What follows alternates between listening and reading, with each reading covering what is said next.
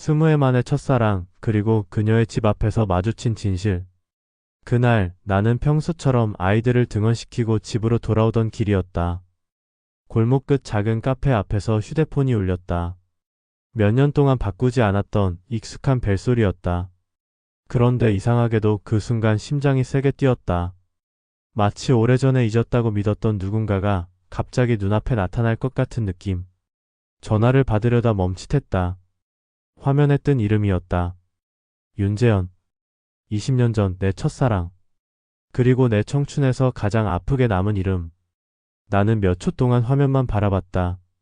결국 받지 못한 채 벨소리가 끝났고 통화 종료 글자가 사라지는 순간 믿기 어려운 장면이 눈앞에 펼쳐졌다. 카페 문이 열리고 재현이 걸어 나오고 있었다. 마치 내 망설임을 기다리고 있었다는 듯. 그는 나를 보자 뜸을 들이더니 아주 오랜만에 듣는 낮고 부드러운 목소리로 말했다. 정연아? 나는 아무 말도 할 수 없었다. 심장이 오래된 상처처럼 쑤셨다. 그런데 그보다 더 큰 충격은 그 뒤에 이어졌다. 재현의 뒤에서 누군가 서둘러 나오더니 그의 팔을 자연스럽게 잡았다. 정연아? 익숙한 목소리. 내 가장 오래된 친구 지은이었다. 그 순간 나는 모든 퍼즐이 맞춰지는 느낌을 받았다. 누구도 말해주지 않았던 진실. 그 어떤 전조도 없었던 사실. 내 첫사랑은 이제 내 친구의 남편이었다. 집으로 돌아온 후에도 머릿속이 멍했다. 오래된 사진을 꺼내본 것처럼 과거의 그림자들이 갑자기 손을 뻗어 현재를 흔들어 놓았다. 그날 밤 아이들이 잠든 뒤 핸드폰 화면이 다시 켜졌다. 재현에게서 온 메시지였다.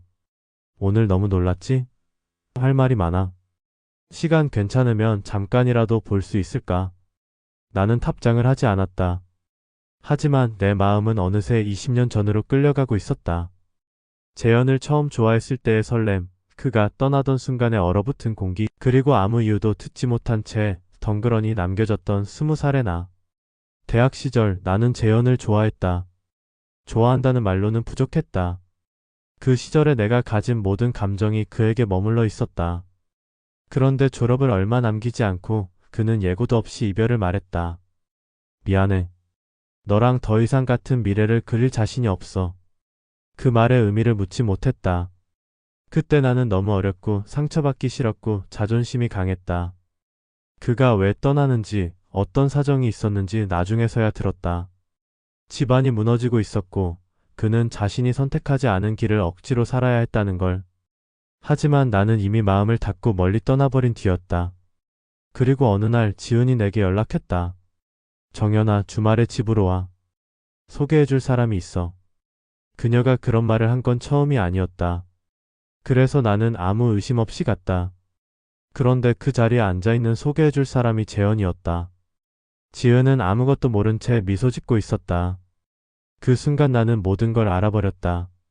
둘은 나 모르게 이미 시작된 사이였다는 걸. 그 일 이후 나는 지은과 자연스럽게 거리를 두게 됐다. 서로 티 내지 않았지만 예전처럼 아무렇지 않게 웃어 넘길 수 없었다. 청춘의 균열은 어쩌면 그때 이미 시작된 거였다. 현재로 돌아와 며칠 동안 재현에게서 메시지가 계속 왔다. 예전 이야기를 제대로 말하고 싶어. 20년 동안 단 한 번도 내 생각을 놓아본 적이 없어. 나는 대답하지 않았다. 아니, 할 수 없었다. 어떤 말도, 어떤 감정도 지금의 내 삶에서는 허락되지 않았다. 그 시절의 감정은 그냥 추억이어야 했다. 이미 끝난 계절이어야 했고. 그러던 어느 날 지은에게서 전화가 왔다. 목소리가 떨리고 있었다. 정연아, 요즘 재현이 좀 이상해. 너 얘기를 자꾸 해. 왜 하필 지금 이러는 건지 모르겠어. 근데 너희 사이에 예전에 뭐 있었던 거 나만 몰랐던 거야? 나는 아무 말도 할 수 없었다. 지은은 죄가 없었다. 그저 사랑을 했다. 그리고 나는 그 사랑 앞에서 과거를 숨긴 채 살아왔을 뿐이다. 그날 밤 재현에게서 마지막 같은 긴 메시지가 왔다. 그때 널 떠난 건 내가 싫어서가 아니었어. 우리 집 상황 때문에 선택권이 없었어. 지은을 만난 건 우연이었고 그녀에게 마음이 있었던 것도 아니었어. 근데 남은 인생에서 단 한 사람만 다시 볼 수 있다면 너였어. 나는 그 메시지를 읽고 오래 앉아 있었다. 이상하게도 화가 나지 않았다. 미움도 없었다. 그냥 지나간 청춘이 다시 한번 스쳐 지나가며 오래된 서랍이 열리는 기분이었다. 그리고 깨달았다. 우리가 함께했던 그 시절은 이제 어디에도 존재하지 않는다는 걸. 재현도 나도 너무 멀리 와버렸다는 걸. 며칠 뒤 지은을 만났다. 그녀는 커피숍 구석에서 울고 있었다. 정연아, 나 너무 무서워. 나는 그녀의 손을 잡아주었다. 지은아, 걱정하지 마. 나랑 재현 사이에 남은 감정은 없어. 그 말이 진심이라는 걸 그 순간 알았다. 시간은 모든 감정을 흐릿하게 만든다. 그때의 설렘도 아픔도 이제는 오래된 종이처럼 바랜 기억이었다. 집으로 돌아오니 재현에게서 마지막 메시지가 와 있었다. 이제 더 연락하지 않을게. 마지막으로. 그 시절에 너를 사랑했었어. 정말로.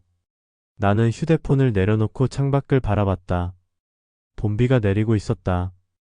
20년 전 우리가 처음 함께 걸었던 날처럼. 하지만 이번엔 설렘이 없었다. 대신 아주 잔잔하고 묵직한 평온만이 남아 있었다. 그래, 이제 정말 끝났다. 그리고 나는 그 밤 아주 오랫동안 붙잡고 있던 사람을 완전히 놓아주었다.